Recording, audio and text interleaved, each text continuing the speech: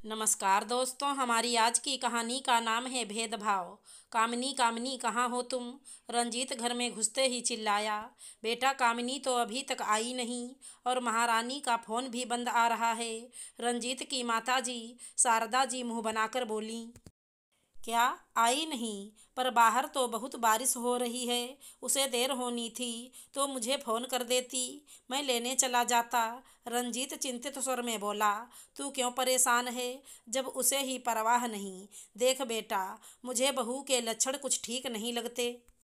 यूं देर से घर आना शरीफ घर की बहुओं को शोभा नहीं देता। फिर ऑफिस का टाइम जब 10 से 6 का है तो उसे 7 बजे तक घर आ जाना चाहिए। शारदा जी बोली। नहीं माँ, ऐसा कुछ नहीं, हो जाती है कभी कभी देर भी, उसमें क्या। रंजीत बोला। पर उसका चेहरा देख लग रहा था शारदा जी की कही बात उसके मन में अशांति फैला रही है। रंजीत अपने कमरे में आ गया और कामिनी को फ़ोन मिलाने लगा। पर यह क्या, उसका फ़ोन तो अब भी बंद आ रहा था। उसे चिंता भी हो रही थी, साथ साथ कामिनी की लापरवाही पर गुस्सा भी आ रहा था।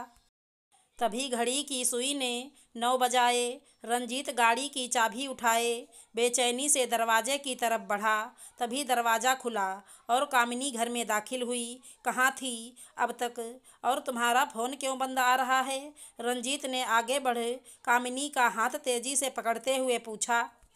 रंजीत, ये क्या है? तुम मुझे चोट पहुंचा रहे हो? कामिनी अपने हाथ की तरफ देखते हुए बोली। तो रंजीत ने उसका हाथ छोड़ अपना सवाल दोहराया।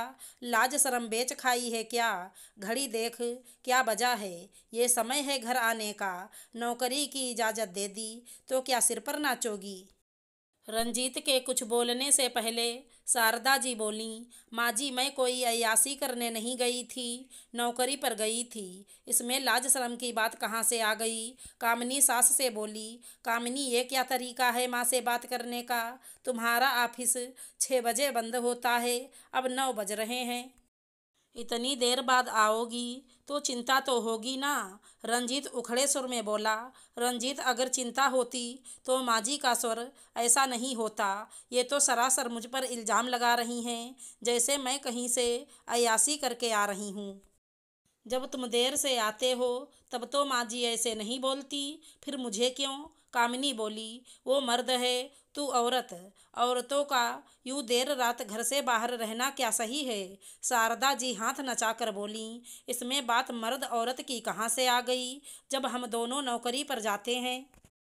रंजीत के पास गाड़ी है, मुझे ऑटो में धक्के खाने होते हैं। उस पर यह बारिश और जल भराव, ऐसे में ऑटो मिलना कितना मुश्किल होता है। कामिनी बोली। तो तुम मुझे भी फ़ोन कर सकती थी, पर नहीं, उल्टा फ़ोन बंद कर दिया। रंजीत बोला। बंद किया नहीं, हो गया था, क्योंकि बैटरी नहीं थी। चार्जर आज घर में रह गया था और मुझे नहीं पता था बारिश हो जाएगी अचानक, वरना फ़ोन बंद होने से पहले तुम्हें बता देती। मैं कैसे कैसे घर पहुंची हूँ इस बारिश में, ये मुझे ही पता है। पर बजाय तुम्हें मेरी फिक्र होने की, तुम तो मुझ पर गुस्सा हो रहे हो। कामिनी गुस्से में बोली। तेवर देखो इसके, एक तो देर से आई, ऊपर से गुस्सा दिखा रही है। अरे वो पति है, अगर पत्नी देर से घर आएगी तो सवाल जवाब तो करेगा ना, ये उसका हक है। शारदा जी बोली। माँ जी, जब रंजीत देर से आता है तब आपको चिंता होती है, यहाँ तक कि मुझे भी चिंता होती है। पर मैं देर से आई हूँ तो मुझ पर इल्ज़ाम लगाया जा रहा है, मुझे कटघरे में खड़ा किया जा रहा है। क्यों? सिर्फ इसलिए कि मैं औरत हूँ। रंजीत, तुम पति हो मेरे, तुम्हें मेरा साथ देना चाहिए, पर तुम भी ऐसे कर रहे हो मानो मैंने कोई गुनाह किया हो। कामिनी भरी आंखों से बोली। कामिनी को रोते देख रंजीत को बुरा लगा। माफ़ करना कामिनी, मैं कोई इल्ज़ाम नहीं लगा रहा तुम पर, मुझे भी तुम्हारी चिंता ही थी, बस इसलिए शायद थोड़ा सख्ती से बात कर गया। रंजीत बोला। लो, बीबी के 4 आंसुओं में पिघल गया। शारदा जी हाथ नचाकर बोली। माँ सही तो कह रही है कामिनी, जब एक आदमी देर से आता है तब घर वाले उसकी फिक्र करते हैं, पर एक औरत के देर से आने पर उससे सवाल जवाब किए जाते हैं, इल्ज़ाम लगाए जाते हैं। ये तो गलत है ना। जब पत्नी पति के बराबर है तो ये भेदभाव क्यों? जब पत्नी भी बाहर काम करने जाती है तो देर तो उसे भी हो सकती है ना, रंजीत माँ से बोला।